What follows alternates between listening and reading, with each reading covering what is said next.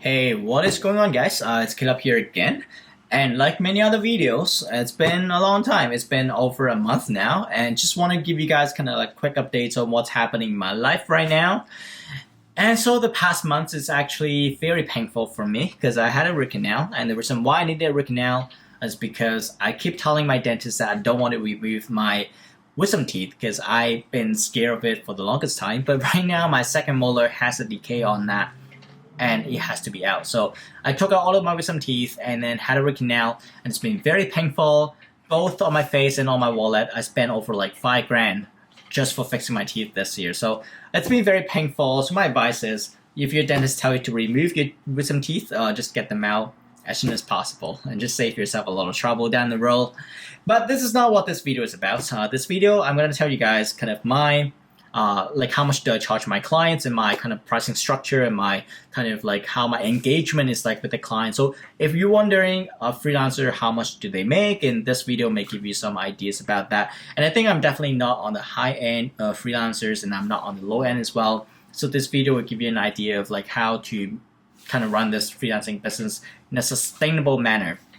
So I know that for the longest time, I've been telling my follower or my viewer on YouTube that you don't want to charge hourly rates, and I've been very much against hourly rates as well. Every single time I'm trying to stay away from hourly rates, but this year I have changed my strategy a little bit. I've incorporated a lot of my hourly rates into my kind of my whole schedule, and I'll tell you the reason why.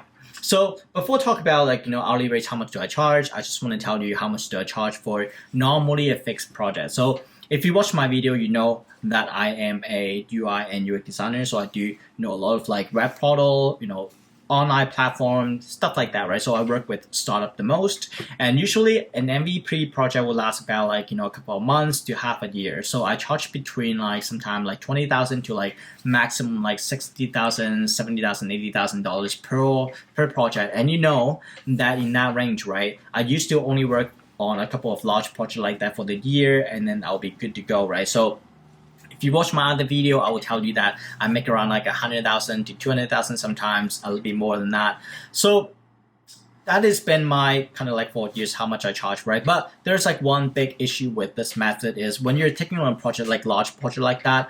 And one thing that I found out is after every single, long-term kind of like, not long-term, but like a fixed scope of work project ends in a certain month, then your client most likely will not be working with you again. So the client is also always going to be new client, new client, new client. And the reason why is because, like every single fixed project, you will need to put a lot of line items into your contract, right? So when the contract ends and there's just not a lot of work to put on there anymore. So in the client's mind, I'm done with you, I'm going to move on to other things. Either the engineer is going to continue to work, or they will hire somebody in-house full-time to continue your work. So that is most likely what happened. So I had to constantly go out and do like out email bounding and whatever, kind of like finding new client stuff. And that is just very time consuming to do, right?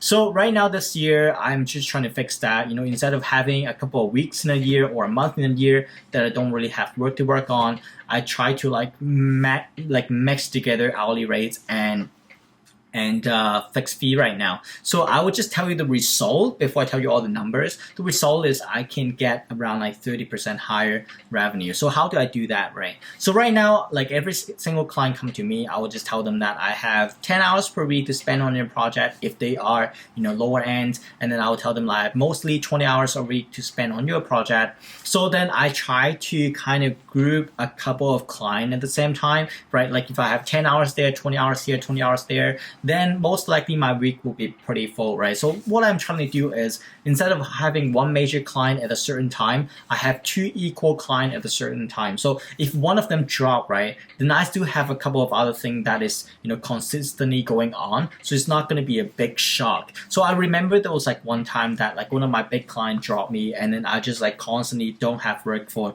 the foreseeable time, right? Because like it's just so hard that once when you drop, it ends, where some client they like to end the project halfway, and that is horrible, right? So if you have a couple of things going on, and that is just a lot safer manner. And for hourly rates, I have a different tiers. So hourly rates, I could be charging around like $70 per hour on the very low end. And sometimes, if I'm desperate about work, then I'll charge $70. But right now, most of the time, I'm charging somewhere between like $90 to $110 per hour. And that is not the best way to do this. The best way to do this is to ask your client to just book a certain amount of work every single week. Just treat me like, a half-time employee, right? So if you are taking me 20 hours per week, then I don't have to bill every single 20 hours in a week. So just pay me the full amount of that week. So I would call this kind of like a weekly rate. And some clients, they're okay with that, right? They just treat you like a team member, and then they will give you a certain amount of work every single week to fill up your 20 hours. In that case, right, then I find that it's just a lot more secure. And the best thing about this kind of engagement is sometimes you don't have to sign an end date for this kind of engagement, right? So the contract can be ongoing for as long as they would like to keep you for, right? So I have clients that are, paying me from like working with me from like for the past half a year or sometime a little bit longer than that, if that is an hourly engagement, right? Because you don't have to constantly going back to a fixed scope of work, and you don't have to think too much about your work to give you, right? Just anytime they need help, they will just ping you, hey Caleb, work on this for me, work on that for me, right? So I would say I'm kind of in a mix between like more weekly or hourly rate this year to like combination of like some fixed still.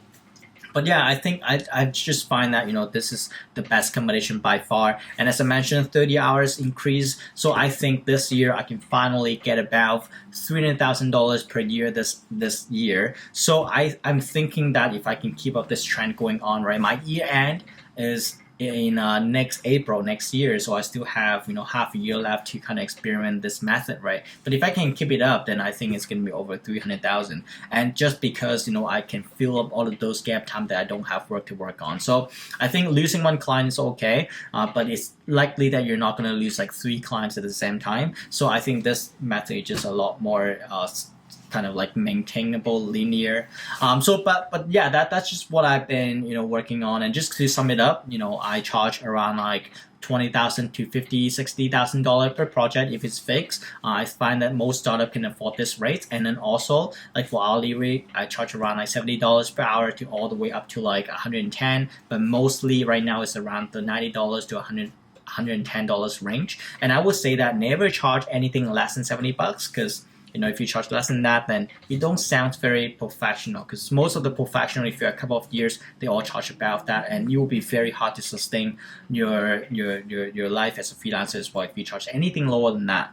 But if you're going above like 150 or up there, then you are competing with the studio price, right? Then you have to give your client a very good reason why they should hire you in a studio. So that is a hard sell. So I found that within this like $80 to $110 range, most startup they are willing to afford that. So that is my experience so far. And if you have any questions, feel free to ask me in the comment section down below. And if you have any strategies that I have not tried and you think will be helpful, definitely tell me as well. I'm happy to kind of learn from you guys too, to improve my game. And also, like, if you like the video, give it a thumbs up, and also subscribe to my channel. Follow me on all the social media links down below as well, and I'll talk to you guys next time.